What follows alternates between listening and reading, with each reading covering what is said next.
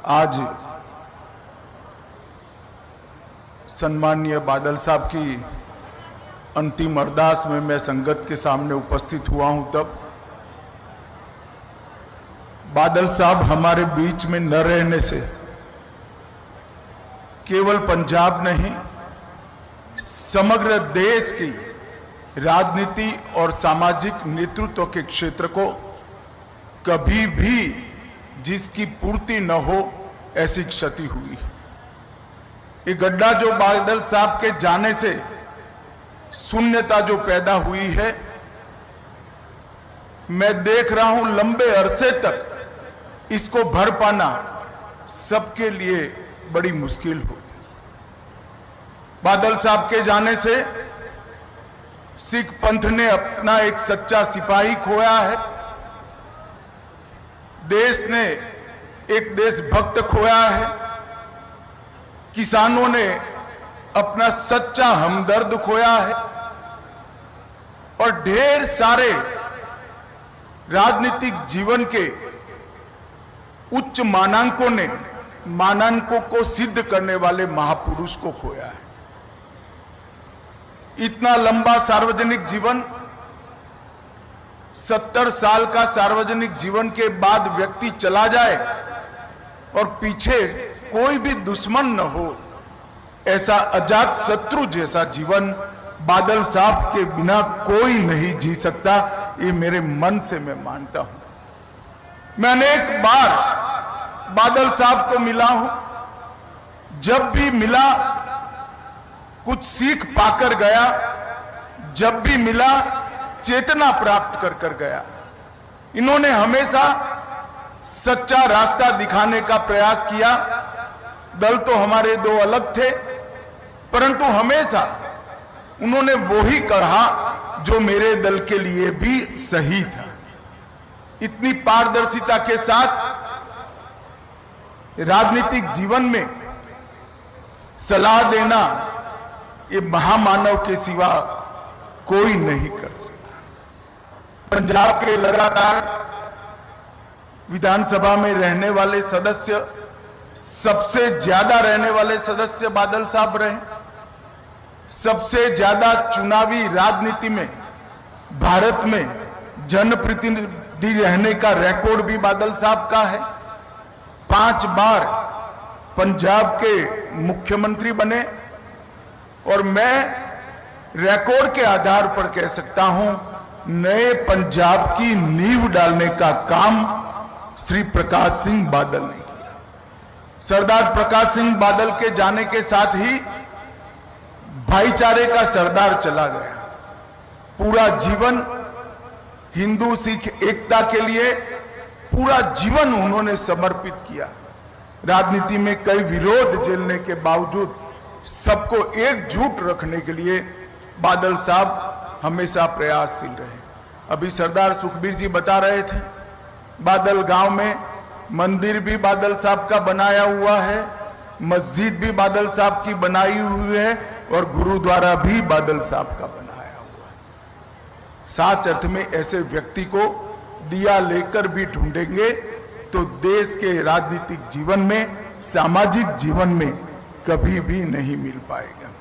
1970 से लेकर आज तक जब भी देश के लिए खड़ा होने का मौका आया, बादल साहब ने कभी पीठ नहीं दिखाई। सार्वजनिक जीवन में सबसे लंबा समय जेल के अंदर रहकर सिद्धांतों के लिए, पंथ के लिए संघर्ष करने वाला कोई व्यक्ति था तो सरदार प्रकाश सिंह बादल थे। इमरजेंसी की बात हो, मैं तो बहुत छोटा बच्चा था, मगर मेरे पार्टी के बड़ों से मैंने सुना, अकाल प्रकाश सिंह बादल अकाली दल में चट्टान की तरह इमरजेंसी के खिलाफ खड़े रहे, लोकतंत्र की रक्षा के लिए। कारगिल युद्ध हो, कोई भी लड़ाई हो या आतंकवाद की परछाई हो, हर जगह पे बादल साहब ने आसमान जितने ऊंचे व्यक्तित्व को ढाल की तरह देश के हितों के साथ खड़ा पाया। बादल साहब का जाना समूचे देश के लिए बहुत बड़ी क्षति है। सिर्फ सरदार सुखबीर और बीबी हरसिमरत जी के लिए नहीं, पूरे देश के लिए क्षति है और मेरे जैसे सार्वजनिक जीवन के कई कार्यकर्ताओं के लिए भी ये अपूर्णीय क्षति है। आज दसम गुरु के चरणों में मैं यही प्रार्थना करना चाहता हूं कि बादल साहब के जीवन से हम सब प्रेरणा लें और उन्होंने जिस रास्ते पे चलने की सीख दी थी उस रास्ते पर चलने की वाहेगुरु हम सबको शक्ति दे। भाई सुखबीर बादल और बीबी हरसिमरत बहन को मैं इस अपूर्णीय स्थिति के लिए मनपूर्वक दुख व्यक्त करता हूं और बादल साहब के सारे अनुयायियों के लिए भी मेरे मन में जो भाव है इसको व्यक्त करने के लिए मैं आया हूं। अंत में बादल साहब को मेरी ओर से, मेरी पार्टी की ओर से और समग्र देश की ओर से, भारत सरकार की ओर से श्रद्धांजलि देकर मेरी बात को समाप्त करता हूं। वाहेगुरु जी का खालसा, वाहेगुरु जी की फतेह। 70 साल का सार्वजनिक जीवन के बाद व्यक्ति चला जाए और पीछे कोई भी दुश्मन न हो, ऐसा अजात शत्रु जैसा जीवन बादल साहब के बिना कोई नहीं जी सकता, ये मेरे मन से मैं मानता हूं।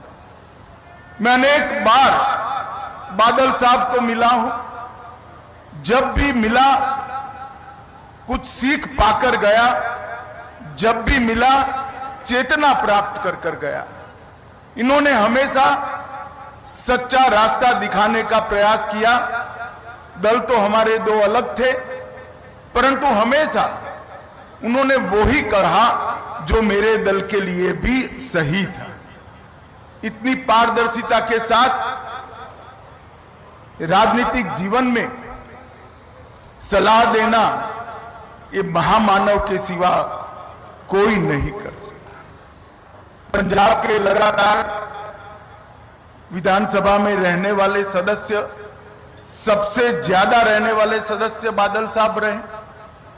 सबसे ज्यादा चुनावी राजनीति में भारत में जनप्रतिनिधि रहने का रिकॉर्ड भी बादल साहब का है।